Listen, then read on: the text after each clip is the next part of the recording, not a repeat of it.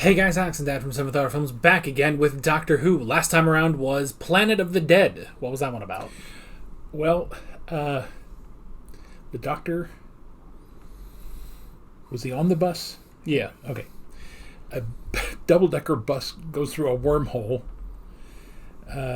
He was chasing after Countess D'Souza, Christina D'Souza, who was stealing the Holy Grail or something. Anyway, they go through a wormhole to a planet that looks like it's just, nothing but sand dunes. Turns out that all the dust is because some gigantic swarm of bees, wasps, whatever, had literally turned everything on the planet into, their bones. And they were trying to figure out a way to get the bus back to the wormhole since it was somewhat buried in the sand. Turns out there's another alien group that have landed, crashed pretty much for the same reason, went through the wormhole, and they managed to extract some of the engine from the alien ship, and then the aliens sacrifice themselves to help the Doctor put the stuff together on the bus, and they get back through the wormhole, and that's basically all I remember. Yeah. So it was our Easter special. It was it's very fitting. It very much ties into the story of Easter, I think. I'm sure there's sand in the Bible somewhere. Well, yes. Most of what was then considered, Judea, Samaria, Galilee, that was pretty much desert at the time. Well, today we're on to The Waters of Mars, which came out... One second. On November the 15th, 2009, which is not a holiday. It's 10 days too late to be Guy Fawkes Day. So there's just nothing. There's a good chunk of holidays in the back half of the year. Decided to put them on none of them. Now, granted, in the UK, they don't celebrate Thanksgiving. Well, not the way... Well, it's not a national holiday, I don't think, but I think there may be some kind of celebration. Maybe. I don't know. President Lincoln did that right at the end of the Civil War. It wasn't completely codified until later, but it was basically, he said we should celebrate the end of the war so that, we can have this remembered. It's kind of like what would later become Armistice Day, Veterans Day, so forth. Well, yeah, but they didn't do that. They didn't make it a Guy Fawkes Day special. They didn't make it a Halloween special. It just is. It is a special episode in the middle of November. They couldn't even get it, onto the 23rd, which would at least have been an anniversary of Doctor Who. So, yeah, I don't know. There's no holiday around this one. It just is The Waters of Mars. Now, we've watched this episode before. Yes. Obviously, I've watched this before, but he's watched it before. Because years and years ago, we were going through modern Doctor Who episodes before we watched the 50th anniversary, and this was the introduction to the 10th Doctor. And looking back on it, it's not the best introduction to the 10th Doctor. Considering this is at the end of his tenure, there's so many other ones that would have made much more sense than this. I think the main thing was it was less as an introduction to the 10th Doctor and more of it more goes with the themings of this episode and how that sort of tied into the 50th anniversary and the War Doctor and stuff. I think that's why it was chosen over other episodes. So yeah, hopefully it will make more sense in context. So, do you remember anything about this movie? About this special? I remember one of the creepiest special effects was the water coming off of the people's mouths. Didn't I also make some reference to the fact that the Ice Warriors were not in it? Yeah, probably. Because we've already had, and wasn't Sutekh the Pyramids of Mars? So we've had several references to Mars before, and then they get there and there's none of that there. There's nothing. There's no Ice Warriors, there's no Sutekh, there's no nothing here. That is a good point. They just don't have any of that in this episode, but... But yeah, you got anything else? There was something, and again, it's just vaguely remembering this, something in Planet of the Dead that was very reminiscent of the end of Tom Baker. Remember the last little thing, Logopolis and everything? But he kept seeing this white figure, which ultimately replaced him. And there was something in here, some kind of figure that said to the Doctor... Well, at the end of Planet of the Dead, one of the people that was on the bus who can like hear things and kind of see the future, she said, "Your song is ending soon." So she had like this sort of cryptic warning and stuff. And there is more mention of that at the end of this episode. So it's similar. It's not exactly the same, but... But where did the white figure... Because I remember seeing a white figure. If it wasn't in Planet of the Dead, then... It's not a white figure, but I don't know. I don't know where that would have been, but... I mean, there was one at the end of the Fourth Doctor's era, but... Yeah. But I don't know. Yeah, I think you're just sort of conflating the two things into one thing. And you've more recently seen the Logopolis episodes, so... Yeah. Yeah. But we'll get to it. We'll get to it in time. And the cryptic message, like Bad Wolf ran through all of season 1 and season 2 of New Who, he will knock 4 times. Yeah. It's, your song is ending soon. I'm pretty sure she said that. Yeah. And then it is returning, and he will knock 4 times. Those are the 3 specific things. So, yeah. So with that, let's get into our November 15th, 2009 special, The Waters of Mars. I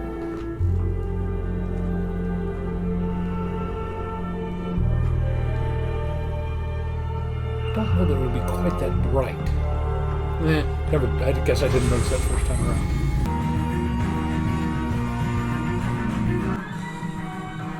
Lindsay Duncan. Odd that come up since he doesn't have really a companion in this one. It's just next highest actor after that. State your name, rank, and intention. The Doctor. Doctor. Fun. What the hell? He really has no reason to be here. Does it have to keep saying that? I think it's funny. I hate funny robots. Excuse me, boss. Computer log says we've got an extra person on site. How's that possible? Keep the bio closed. And when using open comms, you call me Captain. Yeah, but... Who is it? Captain. Oh, you beauties. They have a little bit more dirt on him than that. Let's start planting. Eden. He looks familiar. That's what we should have called this place. It's the Philippines. Shaun of the I Dead, bet. maybe? If there's someone else on Mars, maybe. it's got to be the Philippines. Or it could be the Spanish. They get that Spaceling project under wraps. See, this is why you don't Did eat your your sister carrots. work for them? They're just evil. You're only 27 years old. Oh. As I said, Doctor, everyone That is knows really our young. names. Oh, I'll never forget them. Seriously, a very great honor to meet you all. The Martian pioneers. Oh, thank you. Oh. Thank you. You know it's serious if he salutes someone. Oh, I really should go. This is Central. Then Fire do down it! report immediately. What's so important about Mia's age? You said she's only 27. Why does it matter? What did you mean? No, I just open my mouth and words come out. They don't make much sense. Telling me. Thank you, Doctor. Anytime, Doctor. That's how you run a YouTube channel. Hey, robots, did I say? Friend of mine, she made her domestic robot look like a dog. Oh, well, dogs. That's different. But I doubt. It's been chaos back home. 40 long years. Climate, the ozone, the oil apocalypse. We almost reached extinction. And to fly above that, to stand on a world with no smoke, where the only straight line is the sunlight. Yes, it's worth it. See, now we have to see if they're actually going to put someone on Mars by 2058. You got birds. Part of the project. To keep the insect population down. Good sign. In what way? Well, that's the line. Captain, That's a good point. good news. Come on, just let me out of here. I'm fine. Just groggy. You know the rules. 24 hours.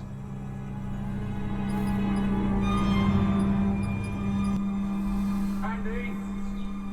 At least give her a video game or something. Andy! Pass the time. Andy!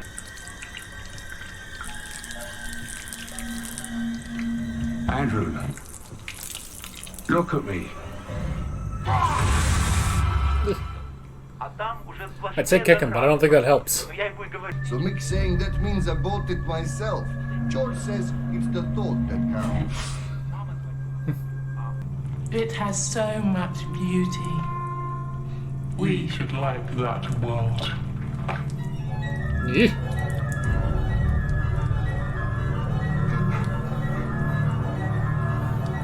This is sickbay. We have a situation. Maggie's condition is... I don't know what it is.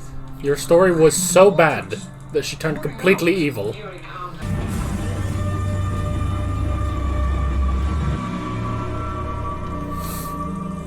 Well, that's an awkward thing to run into.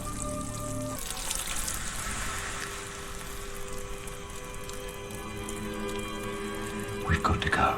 It's starting to look like the Bugman in Men in Black. Got that same kind of face. Yeah.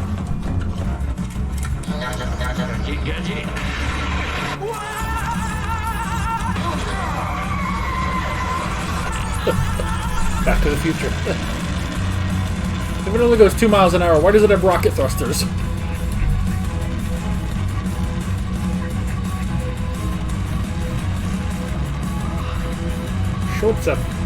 Shoots them both. Can you tell me what happened? Hurgwal en Schochtman aan Waterlies och Fortebellen in Hurgwal. What language is that? Ancient North Martian.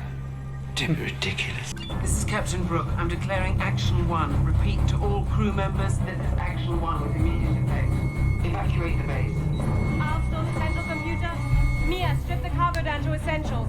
Roman, on your feet. We came all this way. You can kiss that You were here for It's 17 too heavy. months. Now shove it in storage and hurry up. Steffi, what's your estimate on circumviability? It's a 9-month flight. It'll take us at least 3 hours to load up everything we need. You've got 20 minutes. Give me a That sounds good. We'll sure do that. They're just standing there, like they're waiting. keep an eye on them. Make that 20 minutes 15. Alternatively, although I know the doctor doesn't want to do this, everyone put on a spacesuit. Let's go for a walk and get in the TARDIS. Close this place down. But he can't do that. Yuri, continue with Action 1. I'm going to inspect the ice field. Right. I should leave. Finally, I should leave.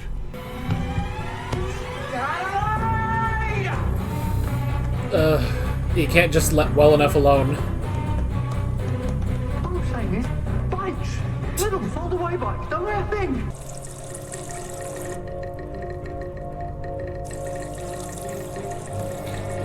Probably should have jammed a chair up on that door just to be sure.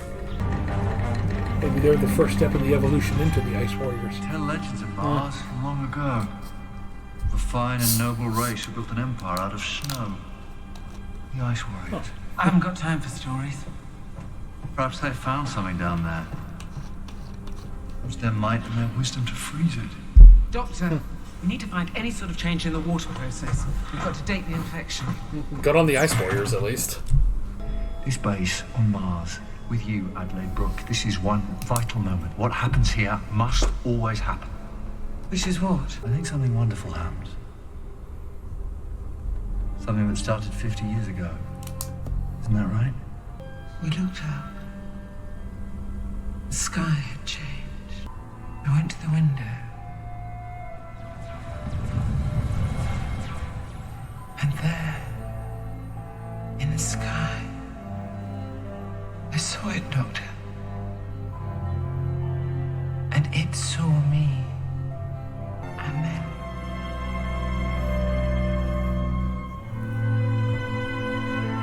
it simply went away. I knew that night. I knew I would follow it. And then your granddaughter, you inspire her. So that in 30 years, Susie Fontana Brooke is the pilot of the first light-speed ship to Proxima Centauri.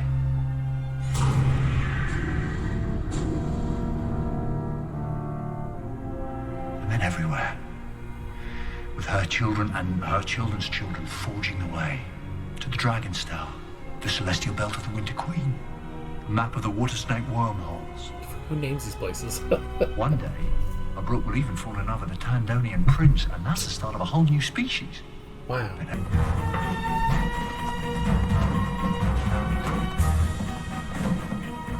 You were right, Doctor. What about? Fight! Now get to your ship. I'm saving my people, you save yourself. I know what this moment is. It's the moment we escape. Now get out. If it makes you feel better.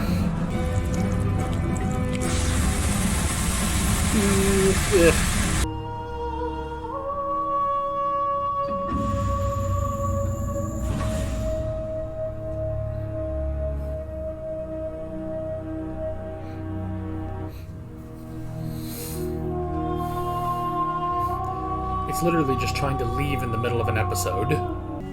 Imagine you found yourself somewhere, I don't know, Pompeii. Imagine you were in Pompeii. What the hell's that got to do with it? And you tried to save them, but in doing so, you make it happen. Did that too. On the 21st of November, 2059, Captain Brooke activates that device, taking the base and all her crew members with her. No one ever knows why. Why won't you help, Doctor? If you know all of this, why can't you change it? I can't. Why can't you find a way? I Tell me. swear I can't. I'm sorry, but I can't. Sometimes I can. Sometimes I do. Most times I can save someone. Or anyone. But not you. Und als ich weiter war,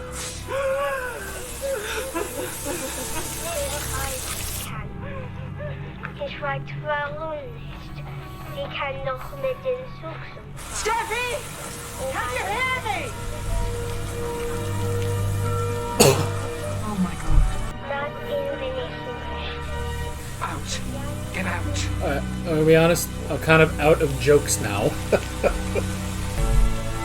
Now, I realize a lot of that water is CGI'd in, but there had to be some water on that set. Oh yeah. It goes back to episode 1 where they were worried about fire suppression system going off. Oh yeah.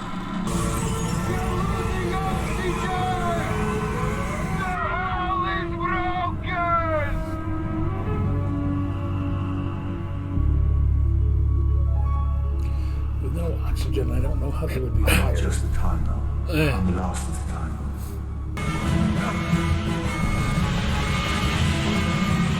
That's better! The dome's still got integrity. It's 10 feet of steel combination made in Liverpool. Magnificent workmanship. So was the Titanic. Don't die with us. No, because someone told me just recently, they said I was going to die. They said he will knock 4 times, and I think I know what that means, and it doesn't mean right here, right now. Because I don't hear anyone knocking, do you? 3 knocks is all you're getting. Heat! They use water, so we can use heat. What's against the ice warriors? What's against the flood? We've got the environment. We're not just fighting the flood, we're fighting time itself. And I'm gonna win! You're losing it, Doctor. You're losing it!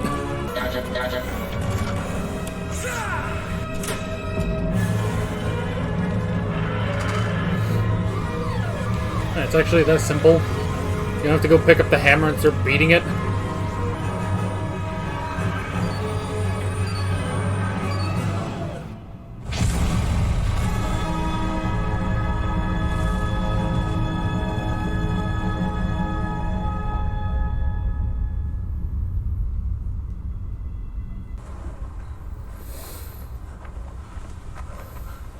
Well, it's actually snow this time.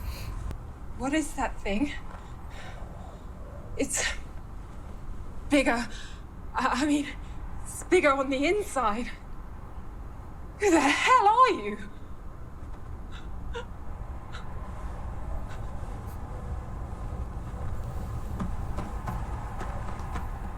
Look after her. Yes, ma'am. It's one of the most genuine reactions to seeing the TARDIS.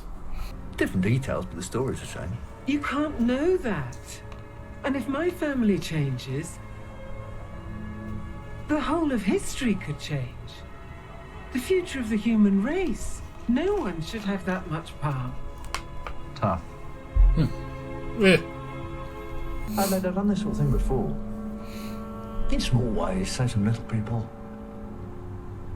But never someone as important as you. Oh, I'm good. Little people? What, like Mia and Yuri? Who decides they're so unimportant? You? For a long time now, I thought I was just a survivor, but I'm not. I'm the winner.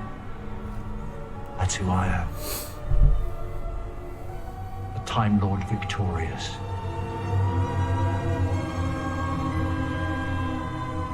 And there's no one to stop you. No.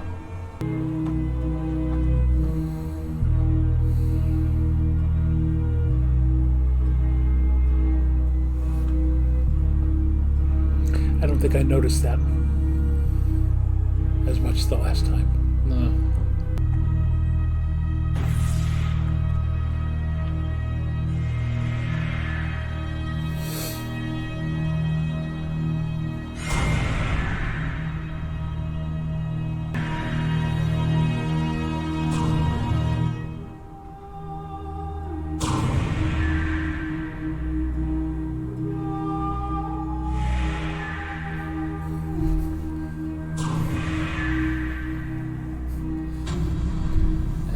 Heck they got back? No one knows. I've gone too far.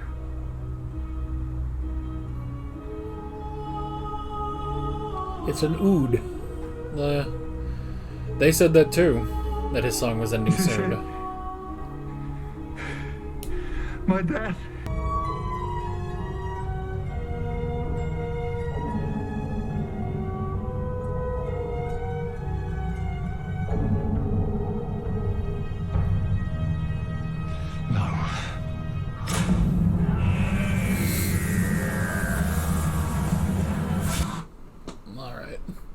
Don't look at that. I think they'd have a preview for the next episode. Yeah. There, we'll just go back to there. Alrighty. So I'd forgotten they did mention the Ice Warriors. No, and now, the Ice Warriors always had the big helmet on, but weren't they somewhat reptilian underneath? So showing that little... I guess I missed that the first time around. Perhaps they were somehow infected by something that either created the Ice Warriors or killed the Ice Warriors. Maybe. Because they were... It seemed like they were turning into the Ice Warriors. He doesn't talk about what happened to the Ice Warriors, but it's just his theory that perhaps the Ice Warriors found whatever this thing was, the flood, and froze it to its core, basically, in Mars, so... But we don't know anything else about it, so... And, yeah, I didn't remember Yuri and Mia. Because, yeah, seriously, how did they explain how they got back to Earth? Oh, yeah, I don't know. Maybe it was in that little blurb. Maybe you could actually read it, but I don't know. It is a strange thing because, originally it's just all Earth knew was that Adelaide destroyed the base on November the 21st, but they don't know why it happened. So now it's changed to the base was destroyed. They're going to see that the base is destroyed on the same day, but somehow on the same day, she was back on Earth and died. And the two of them were on Earth as well and survived. So, I don't know, maybe Unit can cover it up a little bit if Unit's still around in 2059. So, but that was... probably the worst place to introduce you to the 10th Doctor I've ever seen. Now that I'm looking at it again, I was like, that was a terrible idea. Now, but do you know the identity of the guy who scheduled all this for you? I unfortunately I don't remember. If I could probably look around in my old stuff and find it. And if you're out there and you're still watching, I apologize. And honestly, the rest of it I think was really great. It's tricky with this one, because it's like it does kind of lead into the 50th anniversary, and you get so much of the Time War and stuff like that. But at the same time, as an introduction to the 10th Doctor, it doesn't work. So, but otherwise, I mean, it is a great episode. Yeah. So, especially too, like, after the last two specials, which I enjoyed the last two specials, but it's like, to go from, you know, the next Doctor and the Planet of the Dead, and then you get this, and it's just like, woof. That was heavy. Maybe that's why they didn't put this on a holiday, because they needed people to pay attention, because this one's really important. Yeah. So, I don't know. They can't put it on Halloween when, you know, everyone's going trick-or-treating, and, you know, maybe they can come back and hopefully they DVR'd the episode, or they can watch it in the morning. Like, no. Everyone needs to be focused on this heavy episode. So, I don't know, but it's an interesting thing too, because it's this episode that really highlights, when you look back at the 10th Doctor's era, you do notice this very subtle character arc for him, as he honestly just kind of gets worse and worse and worse. And it's interesting because the 9th Doctor is often attributed as being the PTSD Doctor. You know, he's working through everything, you know, still very much burdened by the Time War emotionally, and how by being with Rose he's able to become more of just the Doctor again. He's able to get over that. And at first, the 10th Doctor is supposed to be, it's like, well, this is almost the 9th Doctor fully realized. Like, he's able to, you know, get through that. He's the Doctor again, and, you know, he's the most human he's ever been. He's having fun. But just as it keeps going, you see more and more loss for the 10th Doctor. Yeah. He loses Rose. He puts Martha through hell and loses the Master as well. You know, he goes through everything. You know, there's so many special companions that he lost. He lost Astrid during the Titanic special. Then you go through all of season 4, and then at the end of that, he loses Donna, and he has to go through all of this, seeing, you know, pretty much, you know, as Davros points out, you know, what the children of time have become. You know, all these different violent things they propose to defeat the Daleks, and he doesn't like that. And eventually it ends on, you know, seeing the Meta-Crisis Doctor, and it's like, oh, that's what I was originally at the end of the Time War, and just seeing how brutal that is. And it all sort of culminates in this episode of, he's just finally had enough. He's had enough. There are the laws of time that have been ingrained in him for thousands of years by the Time Lords, and he finally just snaps. Yeah. And it's an interesting thing too, because watching this, you know, the comparison is also to Pompeii, where that was a big deal of, you know, the Doctor is like, I can't do anything. You know, eventually he causes Pompeii to happen, and at the end he just has to leave, you know, those 20,000 people to die. And Donna says, can't you just save someone? Not everyone, but someone. And he saves Caecilius and his family and moves them over to Rome.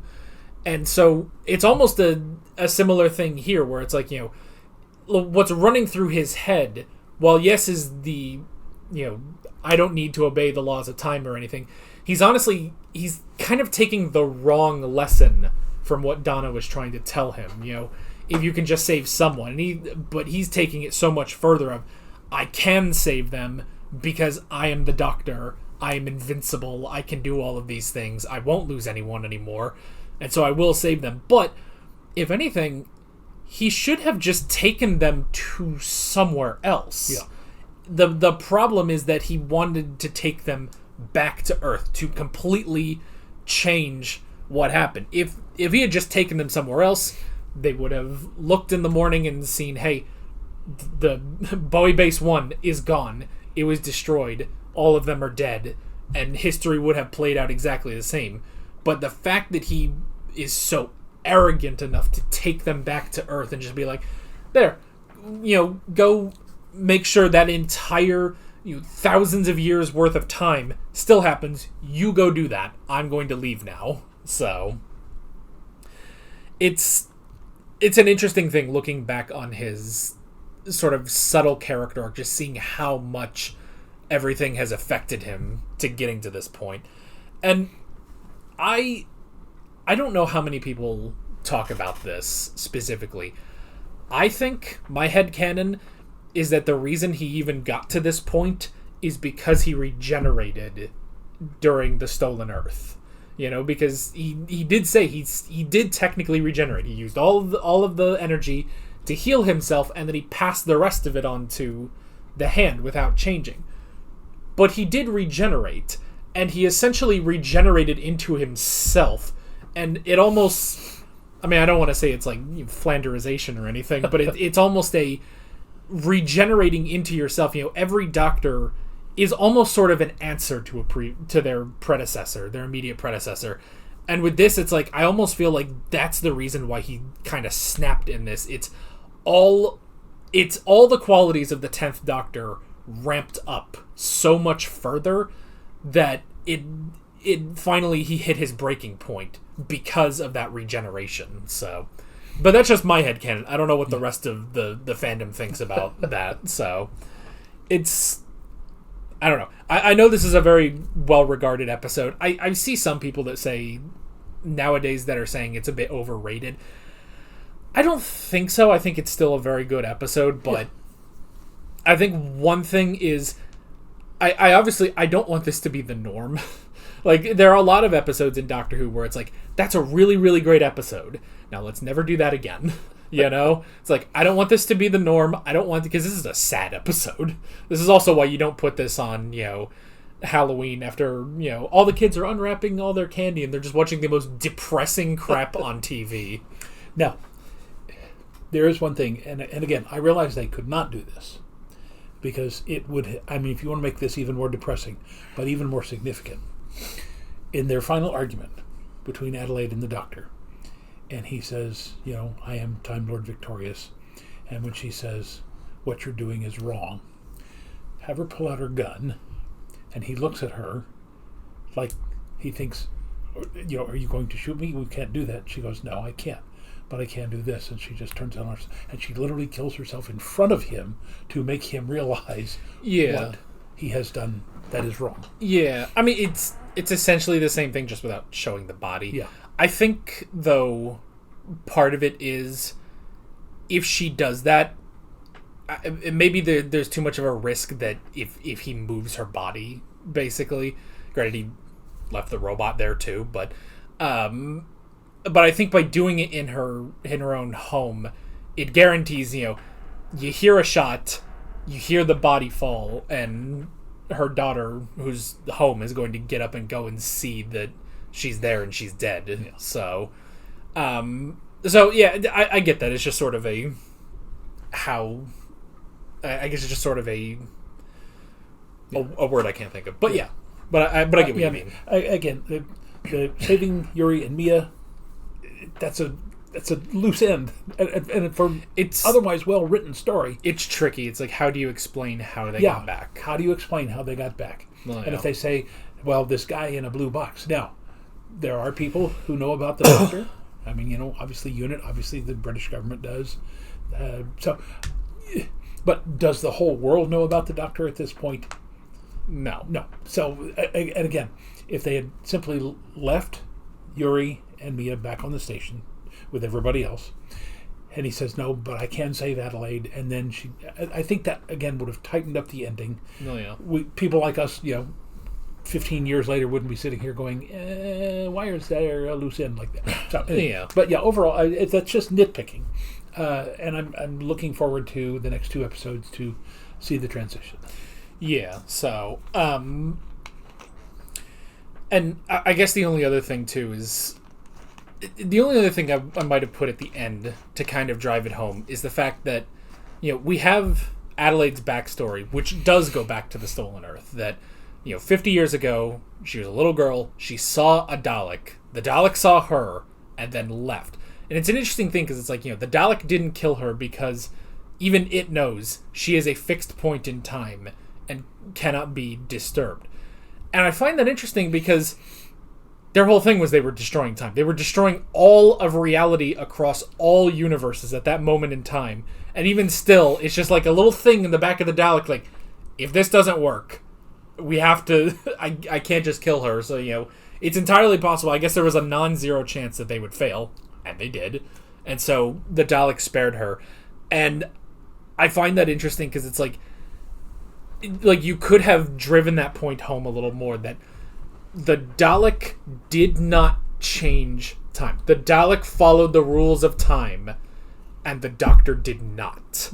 And it's the thing that the Time Lord Victorious is more dangerous than the Dalek ever could be. Yeah. So it all goes back to that Ninth Doctor episode when he's talking about how much he hates the Daleks, and the Dalek looks at him and says, "You would have made a good Dalek." Yeah. So now I know there's... So I don't fully know exactly what this is, but there's sort of a spin-off series, kind of, not an actual TV show, but there's sort of a spin-off to this that basically is the Time Lord Victorious. It's sort of a what if. It's more like books and comics and audio dramas, but it's what if the 10th Doctor just stayed as the Time Lord Victorious forever. And they've basically spun that off into its own sort of canon. And they actually released a Blu-ray set of about 9 or 10 episodes that ends with this, The Waters of Mars. And it's every episode that vaguely leads to him becoming Time Lord Victorious. Now, I don't think any of that was planned. And I think there's even some classic episodes in there, too. I guess I could look. What else am I useful for? But there are a lot of audio dramas. I think it's the 7th Doctor and the 8th Doctor have to take on the 10th Doctor after he's become the Time Lord Victorious. It's strange, but let's see. Time Lord Victorious. Okay, it's the Time Lord Victorious is a multi-platform story set within Doctor Who. It actually started in 2020. And it's just, I don't know, it's very complicated. So, alright. So, there's an animated series called Daleks, which I think is just on YouTube, about 10-minute episodes that are on YouTube. There are some live experiences, and then there are audio dramas. Some featuring the Master, some featuring the 8th Doctor, some featuring the 4th Doctor, and then going against the 10th Doctor. And there's books, and there's short stories, and there's comics. And okay, there is a Blu-ray collection.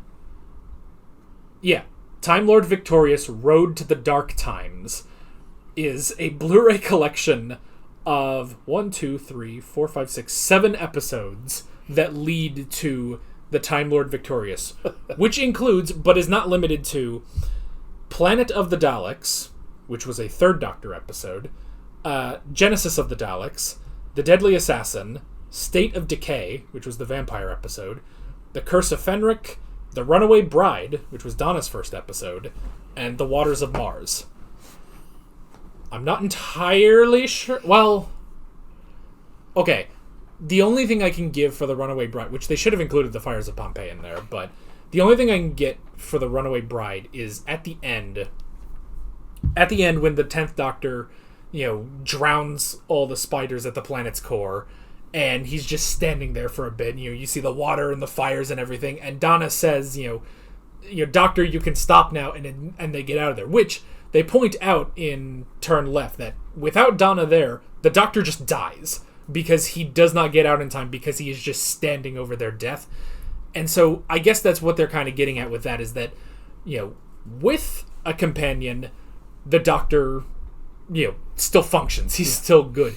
But here in this episode, without a companion, specifically without Donna, he can go completely off the rails. I still probably would have included the Fires of Pompeii to make that point, mainly because it's referenced in this episode, and it works out with the, saving Caecilius' family kind of equates to saving Adelaide and Yuri and Mia, but he just does it completely wrong in this version. So that's the whole thing. I'm not probably ever going to try to get into because that's comics and short stories and books and YouTube animated features and audio dramas of what's ultimately not canon. So it's a lot. So you looked up the guy before it wasn't from Shaun of the Dead? No, he has not been in much, and it's mostly just been he's mostly just been in Doctor Who episodes like creatures and stuff. So maybe that's where I recognize him from. But he looked very familiar for some reason. So it's entirely possible you just recognize him from this episode when you watched it the first time. But and that's the thing we're pretty much just talking about the ending. We haven't talked about the rest of the episode with it. I will say this is one of those, it's one of those episodes where, this could have aired on Halloween. It's so freaking creepy half the time. But I do like taking what's such a simple concept. It's just water. And they made that the creepiest thing in this episode. Like, it really, really worked as monsters. And it just, you'd think it wouldn't be creepy. But, like, when they first go and he's, like, just standing, in the garden that they have, and he's just dripping water constantly. And it's just like, that's just creepy. I haven't even seen his face yet, and that's terrifying. There's just something about it. And it's just like, it's a very simple thing that you can make scary. It reminds me of, some of the other creepier episodes, like the Moffat episodes that we've had, like The Empty Child. It's like, here's a child in a gas mask. It's terrifying. So it's one of the scariest things they have in Doctor Who. Or even like, the Weeping Angels. That's kind of their whole thing. Is like, everyone kind of has this thing of like, what if that statue over there moved? And that's the entire basis of the Weeping Angels. So it's definitely one of those, like, I do tend to find, like, in more recent episodes of Doctor Who, there is a part of me that's like, man, I wish they didn't have as much money as they clearly have. Because some of the things, it's just like, oh, here's these incredible worlds, and it's just like, that's great and all. But man, this would have been a little bit better if you made it a little bit more low budget, turn off some of the lights, make it a little creepier. It could work, Yeah. It's like, honestly, Doctor Who can really excel with limitations. So, and just a random thought here. Just over 100 years from this episode, the Daleks will invade Earth. Didn't they invade in 2150? Yeah, so by that point, they're just going to be a myth, where it's just like, oh yeah, you heard, didn't they steal the planet once before? It's like, Joe, there's just some myth. Everyone just took mushrooms 150 years ago, It's just, I don't know. But yeah, I saw someone on Twitter say, like, in 500 years, everything that's happening today in 2025 is just going to be a weird legend that half the people aren't going to believe that it actually happened. But trust me, it happened. Well, yeah, and this is a strange thing, but we, having studied history, know about. If you go back 500 years from now, that is really just the very beginning of what we would now call the information age, with the inventing of the printing press, and people becoming more educated and literate. So we look back literally as that's just basically emerging from the Dark Ages. But we have so much now, from mid-20th century to the first quarter of the 21st century. So much has happened in the storage of knowledge that 500 years from now, people will be able to go back and say, oh, we can literally look at things that happened practically minute by minute, because it has been written down, it has been saved, it's been acknowledged by not just a small group of people, like the people who would have lived in Renaissance Europe, but now information from all over this planet can all be collected in one spot. And those people in the future look back on now and go, oh, you can write a PhD on what was this fantasy science fiction series called Doctor Who. Yeah. So if you're watching this in 2525, leave a comment down below. I'm sure the ad revenue will go to our descendants, assuming we have any. And someone will get the ad revenue. I guess the BBC will get the ad revenue, unfortunately.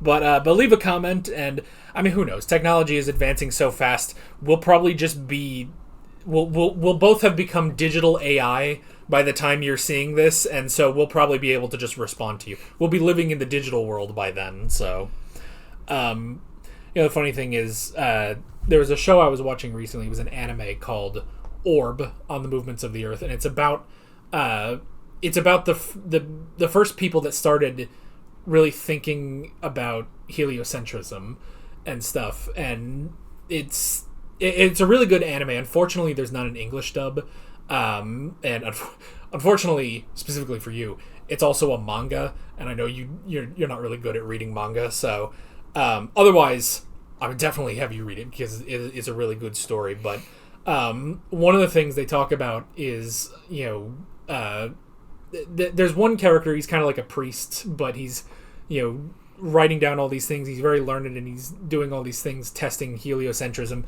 And he has a buddy there who's just kind of a common guy. He doesn't know the science. He doesn't know how to read or write or anything. But at one point, he says like, oh, well, wouldn't it be great if, everyone could learn to read and write? And this priest says, no, that would be terrible. Do you know how much misinformation would spread if everyone knew? No, that needs to be saved for actual smart people. Thank you. And I was just watching that like, oh, crap. He's right. It sucks, but it's just like, well. And one of the other things about that is all these people that are thinking about heliocentrism they also have to tap dance around the church. Yes. And the inquisitors and everything. So it's like, yeah, it's maybe maybe you can look at it as like, wow, only certain people need to learn this stuff, and it's like, yeah, but if it's whoever the church decides can read and write, it's like that's another bad problem. So that reminds me of my favorite story about Galileo when he was put on trial for advocating, I don't know if they specifically thought of it as heliocentricity back then, but the church basically said, you will never again say that the earth revolves around the sun. And realizing the position he was in, he stood up and said, I will no longer say that the earth, or that the earth is the center of the universe, and that the earth revolves around the sun. Then he turned to sit down, and then he turned back and said, but whether I say it or not, it still does. Well, yeah, so but Orb on the Movements of the Earth, it's one of the three historical anime I've watched recently where it's just like, oh, these are just incredibly good. There's Vinland Saga, there's Orb on the Movements of the Earth, and then there's the Apothecary Diaries. All three of those are, S tier, god level anime. And unfortunately, Orb does not have an English dub if you're more into that. And so if you can read manga, I would encourage that. So, but anyway,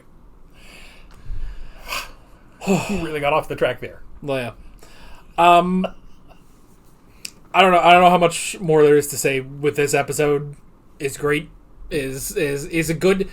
Honestly, just the fact that it becomes this sort of almost character study of the Doctor at this point, and through the lens of Adelaide, who's just an incredible character as well. She kind of starts off as like, well, just sort of typical military captain and stuff like that, but just seeing, well, because it's also, she's doing that, but then she's kind of listening to what the Doctor's saying, and it's just like, okay, but I don't have time for that, and we need to, we're gonna get out of here. That's why, we're famous is we're gonna get out of here, and then slowly coming to realize that they have to die there, and the fact that she becomes the one that says, we need to die here, you need to go, and just the two of them kind of reverse their positions on this whole thing. It's really good. Yeah. So, all right, next time around, end of the world, end of time, whatever it is. The end of time, parts 1 and 2. We'll do both of them in the same video because you like it like that. Yeah. So, and next week I'll be much more relaxed. We have tonight and tomorrow afternoon the last 2 shows of the current production at our theater, and then get a couple of weeks before we go into production for Neil Simon's Brighton Beach Memoirs. Yeah, I was going to say, I think when you did the recap of last episode, you got about like 75% of it right, and the other 25%, I was like, it doesn't matter. You know, it honestly, the recaps don't matter when we do them, but... I think the person in white that I was referring to was the Ood there at the end. I guess I didn't realize it was an Ood. Yeah, well, you didn't know what an Ood was from back then. Yeah. So, that was the thing I do remember was when we got to this ending and there was an Ood and you were just like, what is that? And I was like, you don't have to worry about it. Let's move on. Let's think about the rest of it. And at that point, were we even sure that we were going to start doing Classic Who on a regular basis? I think it might have been in the schedule, because that when we started building up to the 50th anniversary, that was when we started just every week we were doing something. So yeah, it was around there. I think by that point I knew, like, I think after this we'll go back and just go through classic Doctor Who. So we've come back to this episode the long way around. So, and by the way, just remembered on Facebook Memories today, up popped the Space Pirates.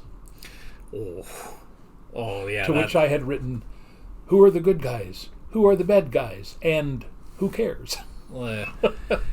Space Pirates was pretty rough. Again, that's always the funniest one, because I remember we were like, yeah, this episode's not really that good. And then the Doctor Who fandom was like, well, we call it utter garbage, so you seem to have a more positive view on it. And it's like... Oh, the other thing, I remembered partway through the episode, I think when we did this the first time, I think I had a cup of water on the table. Because I was like, well, it's the waters of Mars. I have to have a cup of water. And I remembered that. I was like, oh, man, why didn't I think of that again? I could have had water again. So there's another one. There'll be an episode, and I'm sure people can figure it out, where I actually preemptively, I hadn't even watched the episode yet, but I knew that so many people were salty about the episode that I just had a thing of Morton salt on the table. And some people questioned me on that. I was like, no, you don't understand. The amount of salt that comes from this episode, I had to put it on the table. So if I remember, it's a while from now, but I'll try to have that when we get to that. So, all right. That was basically it. And then we gotta watch Torchwood. Oh, okay. Yeah. Which, by the way, Torchwood is no longer on HBO Max. The Sarah Jane Adventure still is, but they took away Torchwood, so I had to go to a bootleg site just to find it without paying for it. So you didn't say that. Yeah. So we're gonna do that right after. So when we get around to season 3, if it's not the highest quality footage, that's why it's not on HBO Max anymore. So anyway, that is basically it. With all of that being said, we're Alex and Dad from 7th Hour Films, and we will see you guys next time. Take care. Alright guys, thanks for watching this video. We've been talking for almost 2 hours. Wow. There's a bunch of links on screen if you want to go click around any of those. There's a playlist for multiple Doctor Who reactions that are on here. There's also a subscribe button and a Patreon button on screen, as well as links below in the description if you want to go check out any of those. See you guys later.